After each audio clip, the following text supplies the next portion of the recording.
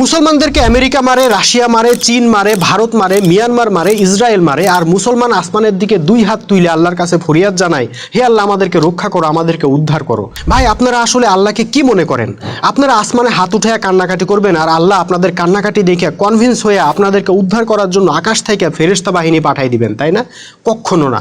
আপনারা ঐক্যবদ্ধ হবেন না, কোরআনের বিধান মানবেন না, মাথার টুপির সাইজ নিয়ে মারামারি করবেন, আরবি উচ্চারণ নিয়ে গুতাগুতি করবেন, অপ্রয়োজনীয় বিষয় নিয়ে তর্ক বাহাস করবেন, আর তার ফলে নিজেরা টুকরা টুকরা হয়ে শত্রুর খাবারে পরিণত হবেন। তারপর মায়ের থেকে বাঁচতে আল্লাহকে বলবেন আল্লাহ আমাদেরকে উদ্ধার করো। আচ্ছা, আল্লাহ আপনাদেরকে উদ্ধার করবেন কি জন্য? যাতে আপনারা আবার নিজেরা মারামারি শুরু করতে পারেন। ভাই আপনাদের মুক্তির উপায় আল্লাহ পবিত্র কোরআনে দিয়েই রাখছেন। কোরআনের বিধানগুলো মানেন, ঐক্যবদ্ধ হন, আপনাদের গায়ে কেউ একটা টোকাও দিতে পারবে না, বরং আপনারাই পৃথিবীকে লিড দিবেন। আপনারা যদি সেই মোমেন জাতি হইতে পারেন তাহলে কান্নাকাটি করা লাগবে না ভাই। যখন প্রয়োজন হবে আল্লাহ নিজেই আসমান থেকে বাহিনী পাঠিয়ে আপনাদেরকে সাহায্য করবেন। মনে রাখতে হবে 1400 বছর আগে যে আল্লাহ ছিলেন এখনও তিনি আছেন। 1400 বছর আগে যে ফেরেশতারা মোমেনদেরকে সাহায্য করার জন্য বদর যুদ্ধে ছুটে আসছিল এখনও তারা আছে, শুধু সেই মোমেন জাতিটা নাই।